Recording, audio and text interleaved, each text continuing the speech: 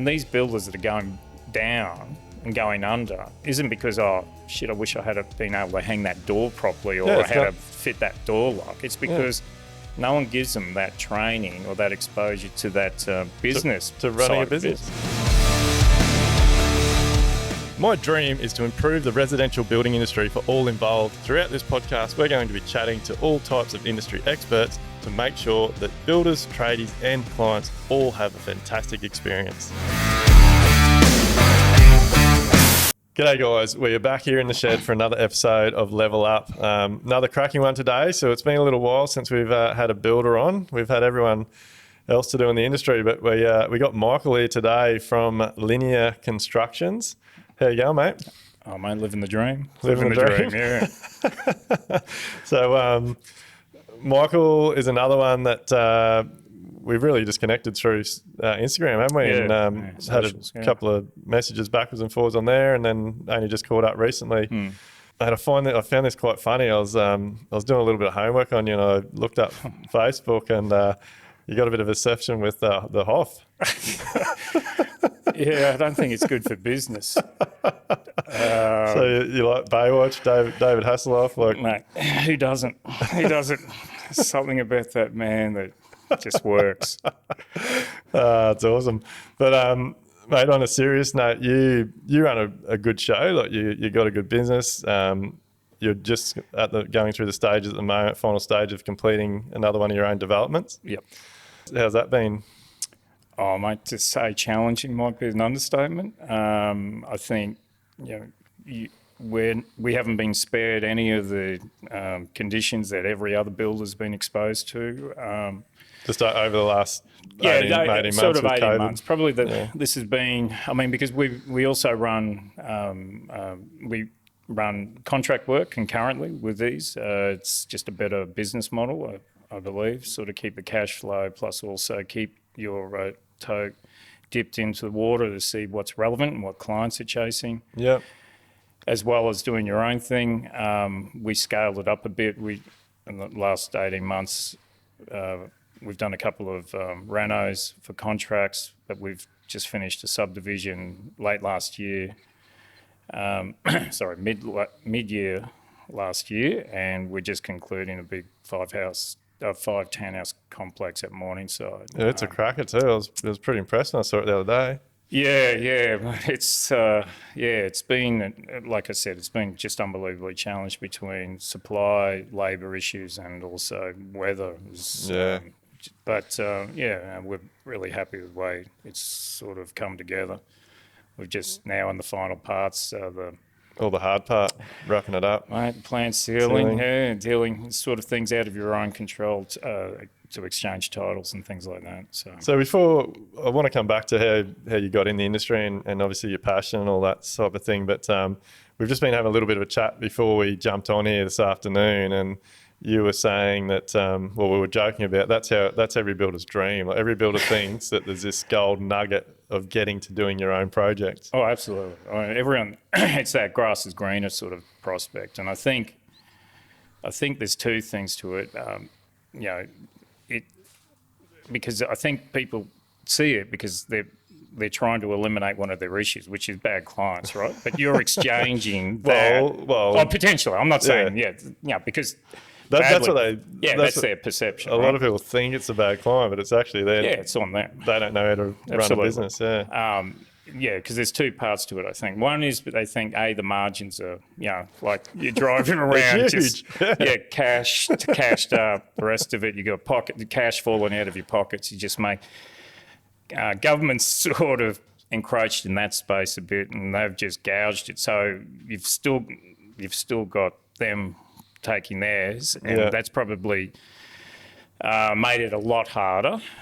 The other is obviously doing the work. You think you're getting away from a problem client, but now you're exchanging that for a whole bunch of other problems, i.e. where am I getting funding, town planning, council wants infrastructure. So, and it's all on you too. Like, those things that you could charge as variations like latent condition. Oh, you've hit rock. Well, guess what? You're paying for it. So I like how you put it before. Like you said, all you're doing is trading one set of it's one- problems for yeah, another set of yeah, problems. you're trading one, yeah, for sure. And for a builder out there that isn't running the best business and thinks that their answer is to get to a point to do their own projects, that's all they're doing, isn't For it? sure. Because if you can't run a project for a client, you're not going to run it any better for yourself. Mate, if you're struggling there, believe me, you're going to be underwater by the time you go to. So you need to get your house in order to make that leap. You don't want to go with a business which is dysfunctional and then go, you know what, I'm going to take on all this risk now. That's going to be the answer to my problems.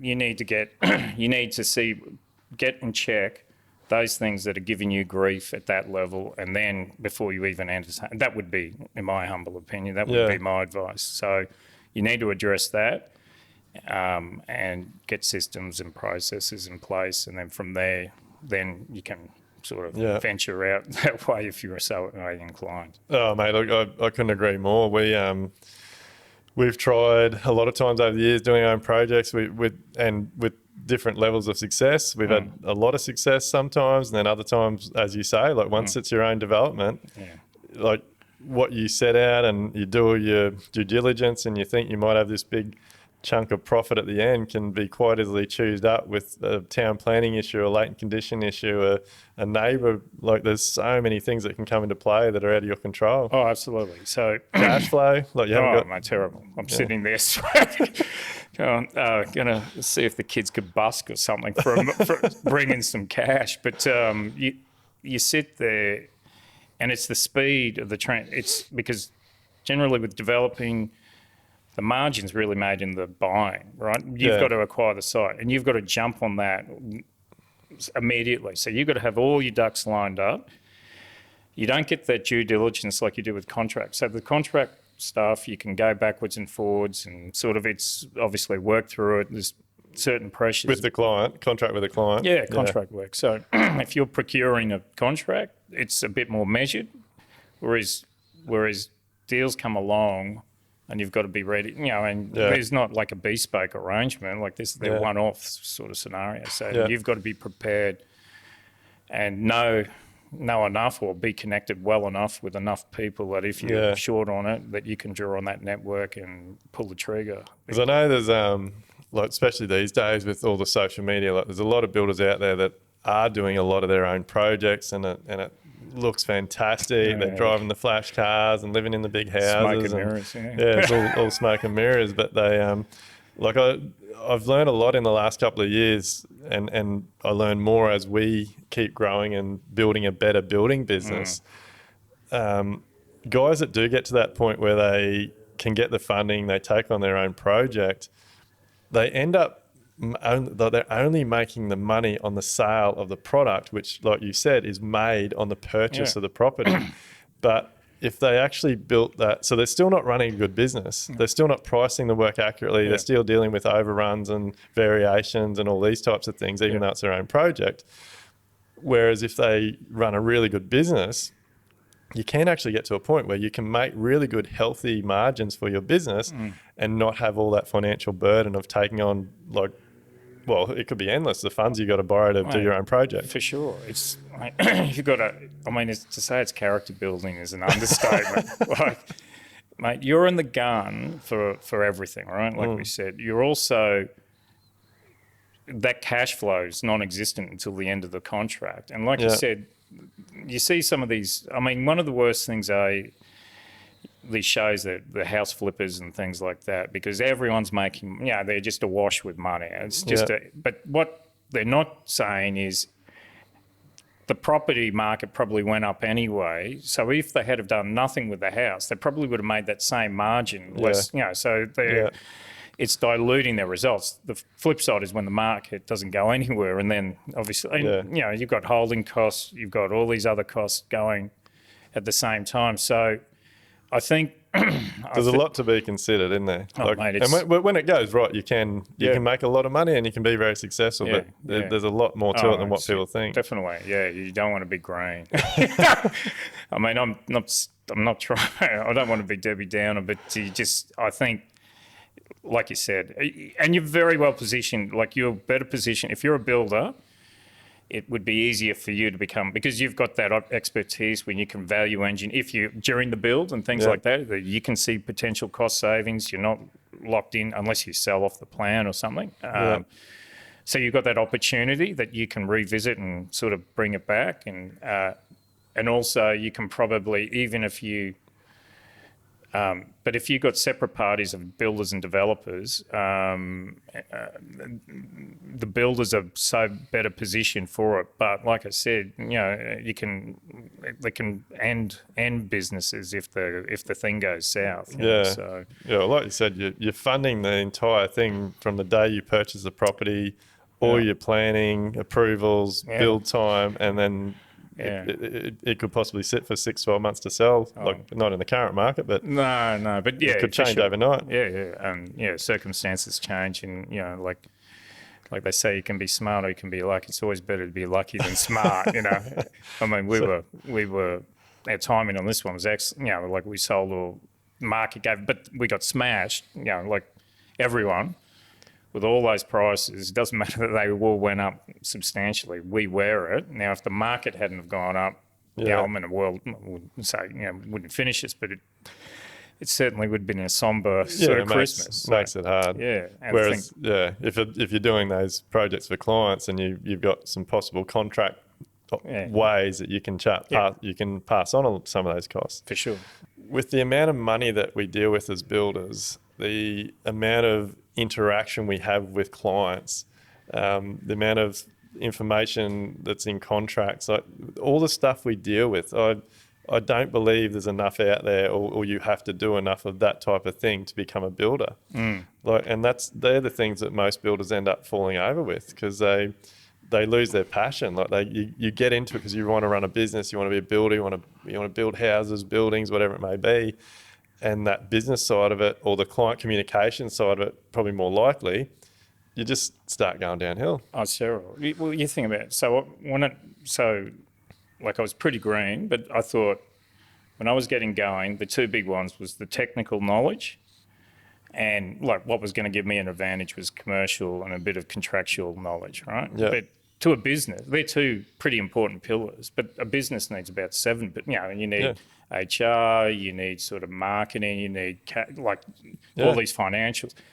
And even with that experience, I still didn't get that exposed. I mean, my position was a bit more concentrated by that stage, but I look at, say, uni, they don't teach you. And that's probably my beef with QBCC in a lot of ways.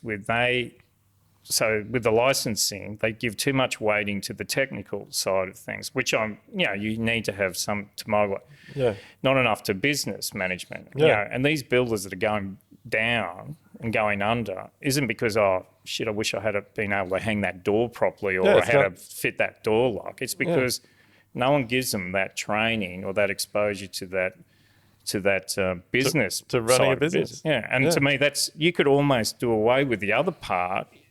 I mean, I wouldn't suggest it, but you could. It's more important that your fundamentals around what's a good, profitable business look like. Yeah, it needs to, like you got to know all the standards and read plans and all those types of things. But you've got to be able to actually run a business. And I think there is a very big gap there between, I guess, the way our industry is looked at, because ultimately, like, still in this day and age, I believe personally, like, builders still get looked at as more like just another tradie. Sure. Like, they don't really get seen as a professional. But we're running a business that deals with a lot of money. We're dealing with someone's dream. For sure. Like, all this money, they want to build their dream home, start a family, raise a family, retire. There's all these things that we deal with, and like you said, it doesn't matter a shit that you can hang a door, you can build a beautiful home. And it's actually one thing that really frustrates me. Like, there is so many incredible builders out there, like just craftsmen building incredible homes and renovations and buildings, and yet they come unstuck because they can't run a business. For sure. Oh, it's for sad. Sure. I mean, like I said, great technicians, and that was always the thing. I thought, Jesus, you wouldn't want to be paying me by the hour rate when I was on the tools. I was so slow. But so I needed an advantage, and that was the other way I looked at it. But I look at it now, and there's just, even when I sort of did that further train, a bit of coaching and the rest of it, there was stuff there that actually enlightened me. Given that about businesses, about break-even points, and what turnover you need to hit, and if you're at what margin you're at, and you go. Pretty simple stuff, but that's not like, I mean, that's out there, obviously. Yeah, but it's okay. Not like, I think the other, as blokes, we're afraid to put our hand up and say, look, help me out here. I don't know this. For sure.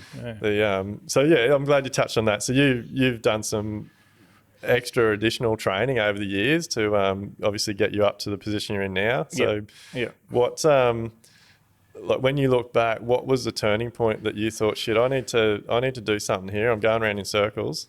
Well, I guess you're on the hamster wheel. It's. I mean, you have experimented. We've all experimented. It's your big hours, right? And you're just like, you're a bit you're definitely isolated, and you just think there's got to be a better. I think it's just your mind wanders. There's got to be a better way than this. I mean, what am I doing? Yeah, you're going to lose it shortly. But and like I said, I went and someone just dangled a pretty good carrot about charging for quotes. And I said, and I think, look, the other thing is it's a challenge because everyone's mindset is it becomes harder and harder to broaden your, to change your mindset after the age of 27. I think only like 13% of people will ever change their mind, and probably half of them are someone who's had a stroke and they've been told maybe you should step away from the pie, big guy, just step back from the pie. So that leaves, your wiring is such that you're very hard. Like that's why kids are younger. It's better to take up the length because there's that neuroplasticity where you can still make, whereas we're all set in our ways, Yeah, we're all sort of guided, aren't we? Whether it's by friends, family, relatives, like we're all sort of pushed down this path, and you get stuck in it. Yeah, and I have to admit, it was a free seminar. It was an invitation. I went to this invitation. There was a bunch of other builders at this table, and this guy was trying to pitch how you charge for quotes. And I'm looking at these guys, and they're all canning it, and mate, half of them look like they've woken up under a bridge, and this guy, I don't know how old, he's probably younger than me, but he looks like he came down with Moses or something. I said, Jesus, if these guys have an issue, maybe there's something in this, But it just showed you, and I just heard it, and then if you can be slightly, because you've got to, obviously, there's two parts. You've got to be slightly, it's good to be a little bit cynical. You don't want to be, there's snake oil salesmen everywhere, so there's obviously that element, but you've got to be, be cautious, but be open-minded that someone may have a better idea, and particularly, I would say, seek advice from someone who's actually achieved it would be the first point of call. Whether it's mentoring or a bit of coaching, whether you've got to pay for coaching, because you've got to spend money, don't you? Absolutely, you have to spend money on yourself. And people are so risk averse, right? So people they don't want to lose. They're more risk averse. The potential to make $2 is trumped by the risk of losing $1, right? That's people's mentality. So, which understandable, but you've got to extend yourself and spend it. And even if you get one good idea, that could be life-changing. And it's amazing. You get enough good ideas and then people go, is there value? You see some of the cost of things, you go, well, that's a consideration. But if I get one good idea, that's particularly in our game, it's a multiplier. Yeah. Oh, mate, I love it. I'm addicted to it. Like all Audible books, buddy. Yeah. I love Grant Caddo, mate. He's 10x growth on. Well, he's the guy. He's the spruiker for you get one good idea. It can, but even you look at those types of guys, like he's even in the last sort of 4 or 5 years, he's increased his worth from $1 billion to now he's heading towards $4.5 billion with all the property stuff he's doing. But so you got guys like that are just there's hundreds of them.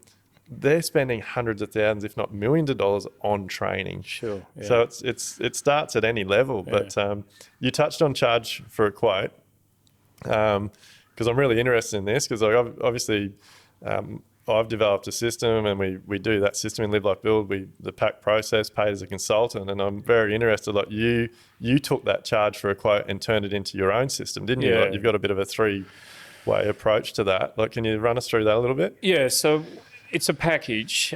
So we will develop plans. So we'll do a design and construct package. So, I mean, you'd be hard pressed to get me to go back with someone with plans. In a lot of ways, I'd probably rather chew glass than do that. But I'm not saying never. But because when you look at the anxiety with a client, what's all their anxieties? Well, we're prepared to take one of them off the table. You will not get variations for design, any design, because that's how much we'll take ownership of the design development. That when you not talking about latent conditions or anything like that, that's a variation. You're still going to have your latent conditions, prime cost of original sums, but all that. But there'll be no design. There'll be no finger pointing. There's nothing. I know a lot of DNC is with people with relationships. It's a lot more collaborative anyway. But so we'll do a package where the first one will be to a concept, and so we'll take it to a concept, so that will generally be a survey detail plus source test, so we can just get an idea of where the estimate will be. So it'll be a ballpark estimate at that stage. We're not going to and we'll develop a concept. They'll do it to their budget on whatever the viewers.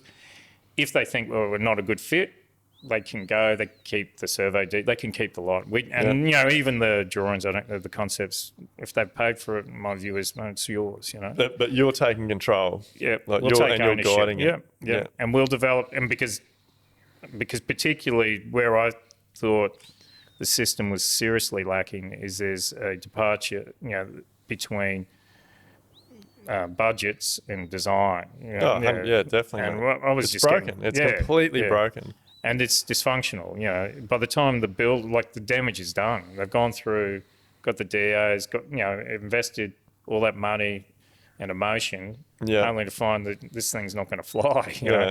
And don't want to get too far off the track, but we've got a job that we're working through at the moment with a client, and it's a new architect we haven't done any work for before. But if you don't have a team that works and collaborates all the time and talks daily, because you don't have a designer in house, do you? You build you collaborate with someone else. Because if you're just a builder that's, hey, I've got this job coming up, it's 300 square meters, double garage, this, that, the other. What do you reckon? Oh yeah, 300 grand. Or they send you the drawings and you have a look at it and you're like, oh yeah, it might be 300 grand. But then you get the drawings back, whatever, months, 2, 3, 6 months later. And all of a sudden, those few lines that were on the drawings have now got bloody feature screens and trellising and pergolas and like all this extra shit drawn on. And you're like, well, I didn't know about any of that. That's like, and they might have this little note that to future detail. Like, well, I didn't have future detail in my budget. No. Yeah, well, that was See. And that's why we eliminate all that. So we'll take ownership of it. That this, probably this last 12 months has been a little bit difficult with regards in designing to budgets, but within reason. But generally speaking, so we'll go from there, and then we'll, depending on where the concept finishes, that will then either trigger a DA, or if self-assessable, will go straight to a BA. And we'll take it through those. And then within those processes, really at the BA, we'll compile the quote. That'll be a fee that's all inclusive with these other services, which will also be include, which they can go to market. We're not, because my view is, we're happy with our prices. It's a value arrangement. Your business, your numbers. So that's where the fee proposal comes in, and within that, a comprehensive quotation. So there's nothing that's missing, and if there's, and like we've just done one, and it's a bit debatable about one detail, we wore it. You make those executive decisions and go, you know what, I'm not going to. These guys have been great. It's a no-brainer. And in business, you got to do that every now and then. And I think like part of being having a good business and having a good I guess, relationship with clients is you do have to own little things like that every now and then and wear it. Sure, But like, I think that's where our industry has gone so wrong, is that most people don't have a system for something as simple as quoting. Yeah. And like, I jumped on that whole charge for a quote bandwagon. Like, I was a big advocate for it. Bloody flew all over the country, bloody promoting it. But I realised very quickly, like, it was just another way to give the industry a bad name. And like, you can't have a builder charging for a one-page document that he's put together on bloody 11 o'clock one night. Like, there's got to be some substance to it. Yeah, you've got to have. You've got to. Well, I think there's, to be successful with it, and it's what we do with our pack process. Like, we solve people's problems, but we add value. Like, we add, and I believe the fee they pay us to do the pack process saves them that fee, double that fee, triple that fee in the long run. One of the last jobs I had when I was doing the hard dollar tenders in that room, so I got approached, a guy around the corner. So he's got the DAs. It's ready. It's all the engineering, the architectural drawings are there, and he's gone to tender, and I'm on the hamster wheel tendering. And the first thing I look at this thing, and it's a massive reno with a big extension at the back. There's an existing pool, and in this project, the pool gets moved in and gets moved over about 1 metre. And I'm looking at it, going, "What's wrong with your pool? Is it cactus?" He said, "No, because the deck is now getting wider. It's sort of going to be encroaching on it." And like, it took me all about 5 minutes. I said, "Why don't you cantilever the deck?" He goes, "What do you mean?" Like, this. So this guy ended up going back to because it was far enough away. It just was going to be closer. Like, that would have been a $45,000 action, right? Plus. Yeah. Well, this is 10 years ago, or whatever it was. I mean, $60,000 to $70,000, right? He had to change some engineering. Like, no one's brought this up, and he's none the wiser. I never won the job. I was pissed. Yeah. I mean, no, I wasn't pissed at it. I didn't want the job. But that's a perfect example of tendering. But that's the process. That's where that opportunity with what you've got in particular. If guys are coming with, what they don't see is the potential cost savings you can bring, because you're coming at it at a completely different angle to an architect. An architect has that design creativity, right? Whereas you've got buildability, sensibility about it. Like, you get that to come in, and you could wipe out, like, potentially, the heartache of proceeding on plans that will never fly anyway. Yeah. And B, the potential cost savings is just phenomenal. Yeah. And to me, it's like, I know it's counterintuitive to pay someone when I can get free quotes, but you're not getting this. Like, if someone came to you, it's a bit of a leap of faith, because they assume that the architects, but they're not. Their vision is on the design. Yeah. Tendering, I always found with tendering, it wasn't only that they're putting the plans out there to get multiple prices, and like, you just know, like, you learn after you've done it for so many years that they're just all that. It doesn't matter what you put in your proposal; they're looking at the bottom line. Right. They don't give a shit what scope of works. Right, yeah. But the other thing they do during that process is milk every builder for info, suggestions, ideas. And because you'd, like, again, when we're in that scenario, you'd tender it, you'd put some suggestions forward, you'd have a few meetings. They'd obviously do that with a few of the builders, and then you'd get the plans back for revisions, and your suggestions and other builders' suggestions have been put on there. And oh, mate, it's probably one of my biggest frustrations when I look back now and just think the time I wasted. That's the most unproductive part of the It's just such a broken system. Like, anybody that is tendering, like, I honestly can't. I don't see who it benefits. Like, it doesn't really benefit anyone. Like, the client ends up with from all the tenders that I was involved in, and one thing we used to always follow up. Like, why did we miss out? Like, we try and get feedback, and like, as you know, being a builder, you're doing work in the area, so you'd always be driving past. I've actually got one recently. Like, we haven't tendered a job for years and years and years, but it's a client that went through our pack process, and it's one of the only ones. Well, we've only had about 3 now that haven't gone ahead. Yeah. And I actually just pulled up the street the other day, pulled over, jumped on my phone to check some emails, and I was like, holy shit, that's a job in front of me there that we priced about 2 years ago. It's only just coming out of the ground. Like, it's got the frame up, they're starting to put the roof on. Yeah. And I just sat there and laughed to myself because even though it's only at frame stage getting a roof on, like, I'm looking at it and going, that is nothing like... You dodged a bullet. Yeah, nothing like what I priced. But do you think what they don't... one of the reasons why I think builders get such a bad rap is because they're up against, like, to win those jobs, right? You've effectively got to cut. You've either got to drop scope, and because mums and dads, like you said, they're looking at the bottom line. They don't realise they're not comparing apples with oranges. They're either lowballing allowances, to win. Like, there's no way you're going to win these jobs. Like, the honest guys, just if you put everything that the client needs in there, you're not going to get. You're not going to get. And the client, like, I think the worst part of this isn't. We've got a job that we've been through this recently. Is a lot of the clients don't. Like, they're putting all their trust in me as a builder, the architect as the architect, and they don't really understand exactly what's on the paper. And you've really got to put in that time and make sure you have, like, one thing we really like to do is make sure that we present our proposals. Avoid emailing them, like, organise a meeting and sit down as a team and talk through it. So have a set of plans, have our proposal, talk through it. And the amount of times we do that and the clients... so we'll with our process now, we do cost revisions at every stage of the drawings.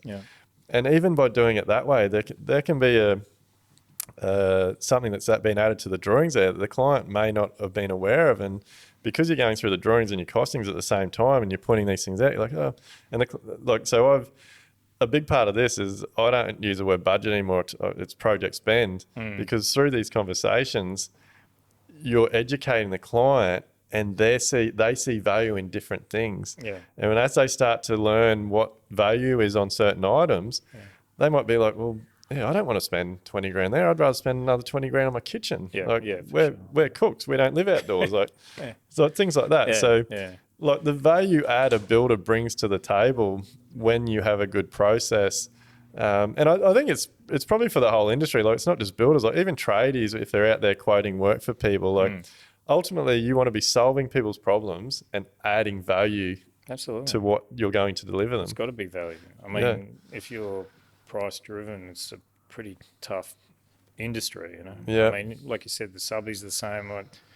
I sort of don't have the cheapest subbies. I have guys that perform, I know that will be there when I need them, or if there's an issue, I know they're going to come in. And as long as they're hitting the budgets that we're setting, and they get the jobs. So it's better for your business as well. Absolutely, you got to rely on it, and because that's obviously the finished product at the end of the day. So it's across the board within the industry. It's a value proposition. You've got to target value. I think it. I think something for trades and builders it makes conversations a lot easier when you know your data, doesn't it? Like, when you know what it's physically taken for you, break even, running costs, overheads, all those numbers, it changes the way that you communicate with people, I believe. Like, you can make decisions, you can have conversations, you can give answers. Like, you're not having a conversation with someone and beating around the bush, humming and hawing, like, I might be able to drop 10 grand there, or just let me check this. Like, when you know your numbers and you know what's in the job, you got certainty. Oh, look, and it's essential. I mean, and I was one of the work, when I first came back, just what's my margin? I don't know. It's this number, whatever. The industry told me 10%. And then you think, and then years later you find out what you break even. And Jesus, that was a good charity service. I've been running there for a while. But isn't it a good feeling? But once you know instantly, that's what. It was like light bulb moment. Yeah, it's unbelievable. Once you know it, you can never unsee it, so to speak. So it's there, it's done, and you can just move forward with absolute certainty. And that if you go below that, you're going to be trading in, like, you're going to be trading insolvent effectively. Whereas I think that's everyone else muddles their way through it. Not everyone else, obviously others that are in and I was one of those guys initially. So, what do you, mate? What do you think's more important, cash flow or turnover? With cash flow or turnover, I think margin is the most important thing. On like a lot of people aim for turnover, forget about turnover. Yeah. That's people drop turnover to me, and it's like a swinging appendage sort of competition. You've got to have cash, don't you? You've got to have cash in the business. It's got to be. You've got to have some capital, and cash is the most important thing. I mean, turnover is just, I think it's one of those vanity metrics that people get caught up with. Yeah. It's more important. Like, I'd rather have a smaller crew, like you say, make bigger margins, and and sleep at night and not be burnt out. People chasing turnover think but if your business isn't right, you're accelerating that decline with larger turnover. You're digging yourself a deeper hole, aren't you? Because so many. Well, I know for a long time I've focused on turnover and just think, because I had this percentage profit number in my head, and I just thought, well, the more turnover I'm going to make, that's the more I'm going to make. But all you're doing is increasing you're digging a deeper hole, and it's harder and harder to get out of. But because I hear it all the time, like, and I really avoid the question now. Like with Live Like Build, we don't talk about turnover. Like we talk about, like, you need to know your running cost, and you need to have a figure for the profit you want your company to make. Yeah. Like, turnover doesn't mean shit. No. No. Like I said, it's almost a vanity, name dropping arrangement. So and I think the guys, until you know your break even point, like that was really an epiphany for me. Once I knew that, you go, shit, I don't need to worry about, like, it shows you what you need to turn over to get to it, right? Yeah. On the margins you need to get. And then you can obviously address the overhead element from, if you have to pull it back. But the things like, guys drop numbers and turnover, and I'm thinking, that's fine. But if you're doing a $2 million home and you've done your ass, well, you're not. What's the point?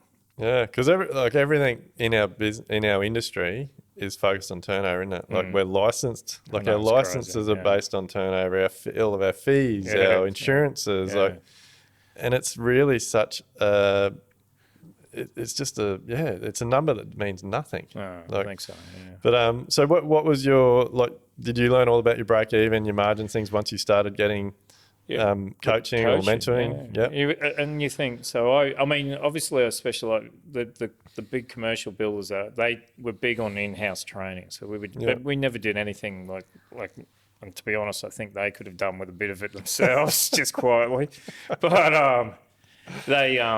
the whole industry needs it, mate. Oh, mate, it just needs a big shake-up. I don't, That's why we're here. Level up. We're creating a new industry, mate.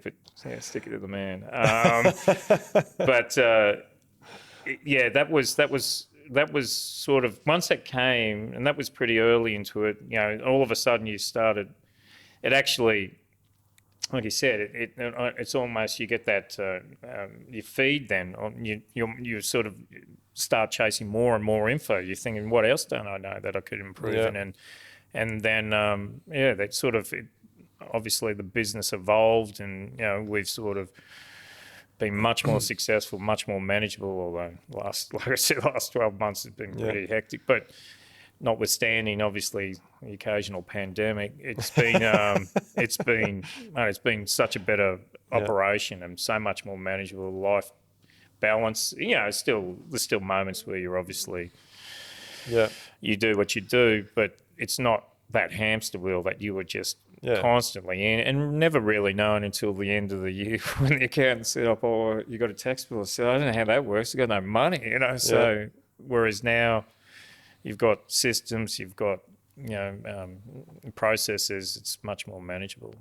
So, like you've mentioned a few times as we've been talking, there's a lot more to it than just getting coaching and mentoring, isn't it? Like, you've got to be open-minded. Like, if you're not open-minded and you're not willing to listen or see other people's opinions and other ways, and because at the end of the day, we're all different, aren't we? Like, everyone's got different views and ideas on how things should be done, and but it's not also within the industry too. Like it's like Well, I'm sort of big.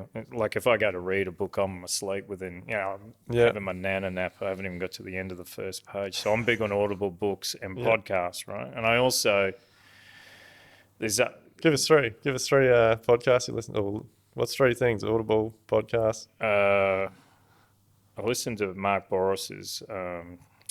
That's interesting. The Mentor, was it the Mentor? The Mentor. Yeah. Yeah. I listened to a couple of others I won't repeat. There's one on small business, big marketing. Yeah. Tim Reed. I also listened to a bunch of digital marketing. One is Construction Handbook, an American leading edge construction.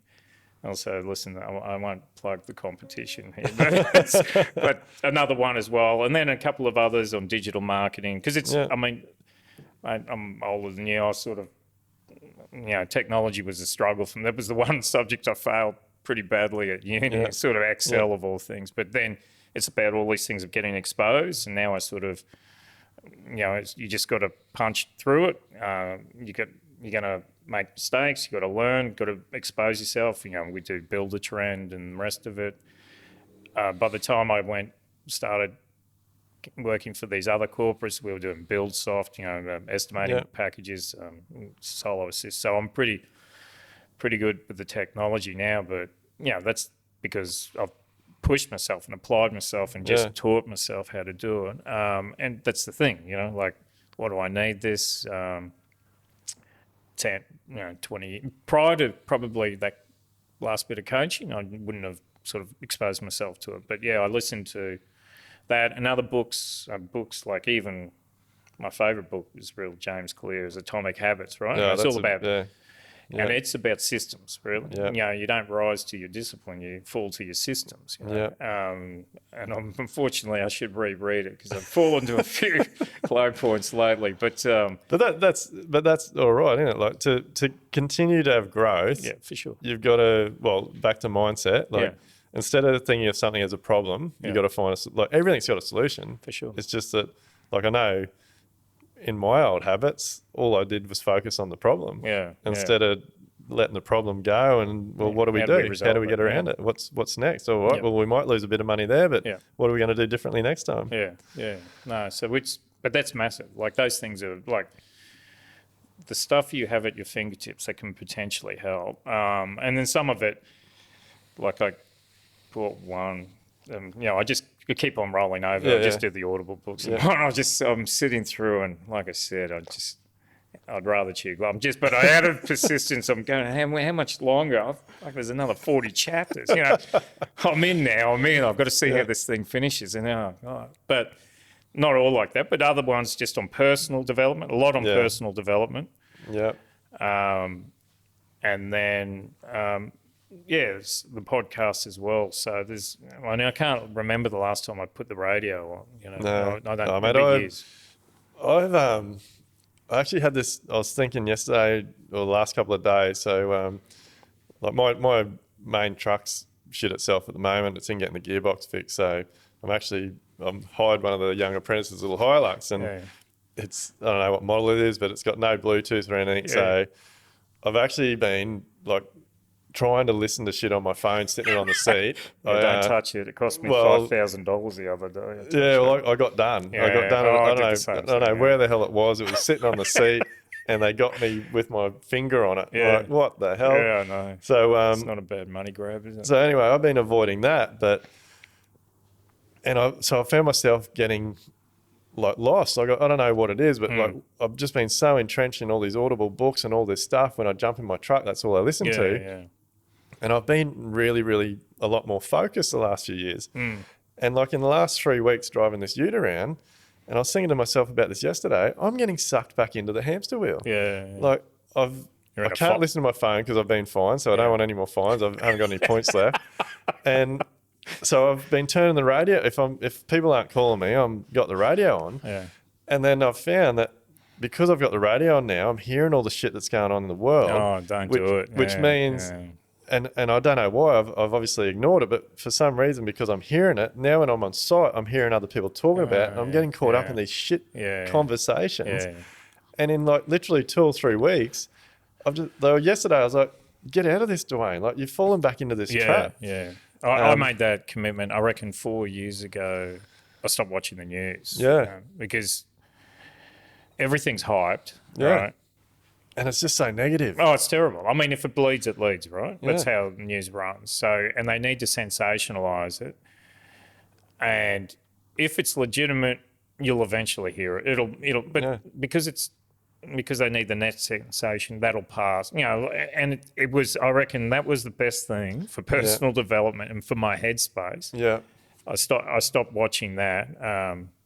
And man, I've never looked back. Yeah, I'm the same, mate. And I couldn't. It was like, it was just unbelievable when I started pulling myself up yesterday. So today I've actually driven around in silence, like nothing on my phone, nothing on the radio, and I've had a better day for it. I'd be a little bit worried, just be alone in my thoughts. A little bit troubling. Have a little bit of a sing song, but it is. We can get so caught up in shit that is out of our control, that we can't do anything about. It's not our problem. Yeah. And it just takes over our lives, doesn't it? It's consuming, the best thing I ever did was turn off the news, don't read any newspaper articles or anything. I've got no notifications on my phone, so I don't get caught up in all that shit. But it's really interesting, and I'm really glad you touched on that, it's more than just getting some coaching to be a good builder or a good tradie. Yeah. Like if you want to be successful, you've really got to open your mind and for sure, adapt to new things. So I think so. Yeah. Mate, just to wrap it up, it's been a really good conversation. Like, so what I know, like being in the industry, it's a hard game. It can be very stressful. What do you do to get away from it? What's your breakout? Family, traveling, camping. I'm a pretty social animal. So you live and recovered. Now you're back into it. Yeah. I sort of hold out and I make up for lost time when I have to. Obviously, it's the kids are a bit of a fool. Like I've got twin daughters that are about to crack 14. I don't know what's going on in that house. It's all above my pay grade. A girl, so I hear the house normally before I see it. But we're sort of. I'm of that generation. We're 70s generation where you were left to your own devices, so to speak, and which probably is good for character building. Sometimes pretty detrimental. I've probably gone. I've made the rod for my own back, so to speak. Sort of helicoptered the kids a bit, so they're sort of consuming. But the flip side is it's a pretty social sort of element with the kids' I think that's how it sort of worked. The kids' parents have sort of got. Loose together, so to speak. And the kids are the ones that keep us on the straight and narrow, which is a little bit troubling at my age. But I haven't. Like I said, we did. I sort of try and do a bit of the traveling. There's no campers in my family, mate. It's all beneath them. Yeah, it's all beneath them. I mean, if I suggested it, I'd be the only one on that trip, I think. But well, we were talking about before. You love Fraser, so Fraser's my happy place. Yeah, it's one for the lads. It's like I said, I've done a fair bit of done a lot of travel, and I just find it really unique. It's and you're off the grid. I think that was a big thing we were talking about. I mean, I go out west with. There's a couple of lads. I've missed that last year or two. We sort of we get a leave pass from the spouses and we all head out different places. I mean, 2 years ago we had the leave. We're supposed to go to Birdsville, but they got washed out. So we had the leave pass. I said, well, we'll use it or lose it. We're going somewhere. Barcaldine had the Tree of Knowledge weekend, and Jesus, it got loose there. I was no benefit to anyone out there. But, so what you head out there to go to horse races? They had the races on that week. Well, it was they had the Tree of Knowledge thing, and then it just kicked on. The races were on that day, but. 2 years ago, I think when the pandemic opened, when they just opened Queensland, where you could go beyond 250 k's. You're out of there. We ended up in the Simpson Desert. We went to Birdsville. Like it's planners just lined up. There's 4 of us that sort of go, We could swing it on the Monday. I think Pellicet sort of opened it up within the state on the Sunday, and by Wednesday night we're in the middle of the Simpsons. I was pretty drunk. I remember that, and I wake up. And I don't remember cramping because it was so cold. Because we're all drinking beside a fire pit. It's such a good idea. And then you fall asleep, the fire pit goes out. I just remember cramping. It was that. I said, I don't like this place at all. But yeah, look, it's about. I guess it's about company. You sort of. So you got to have a little bit of a break. You got to have your outs. Yeah. You got to have your vices. I mean, we're sort of. It'd be pretty mundane without it. But look, the social element is still playing. I mean, to slow down, I used to play the rugby and the cricket a bit, and now I'm playing tennis and I'm not running down too many shots these days. That'll be a winner, another winner. Just not running. But sort of keep active. There was a bunch of us washed up dads would do the boot camp in the morning. So I just had to stop the last couple of months because of logistics at work. I was just needed there, period. Yeah. But that was 2 to 3 times a week, sort of. And that was actually, to be honest, that's a great thing because it gets that endorphin hit, and gets those, you get that going first thing, 5:30. And exercise is important, eh? Absolutely. It's been a massive thing for me. Yeah. I've probably fallen off it a little bit lately, but I'll get back onto it in a few months when I get past this next stage. But it's massive, and it's great for your heads. Look, I think it's more for your headspace. I mean, I'm certainly, my poor old PT, he doesn't put me on any of his socials. It wouldn't be good for his business. It wouldn't be good for his business. So he just the before shots. He hasn't got too many of the after shots coming from my side of the ledger. But it is. It's getting. It's just being active, isn't it? Mate, it's absolutely. It's just getting your mind.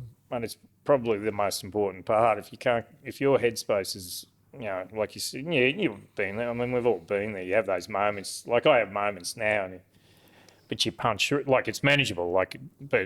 And if your headspace, because I just get that endorphin hit in the morning, and it just sets you up for a better day. And there might be a shit show, but you're in a better waiting for you. Go, all right, but I'm ready. I'm pumped. Yeah. It's good. No, well, mate, thanks very much for coming on and telling your story. And there's definitely been some good tips in there for everyone. So, look, guys, as usual, if you no question's a silly question. If there's something you want to know or you want to come on the podcast, give us a shout out. And we're here to create a new building industry and make it better for everyone involved. So cheers for listening. Shoot us a message, and looks forward to seeing you on the next one.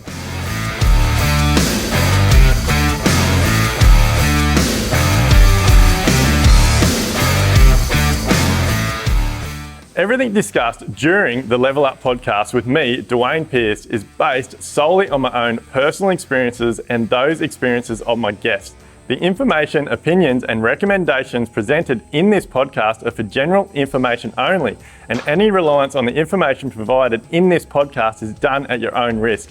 We recommend that you obtain your own professional advice in respect to the topics discussed during this podcast.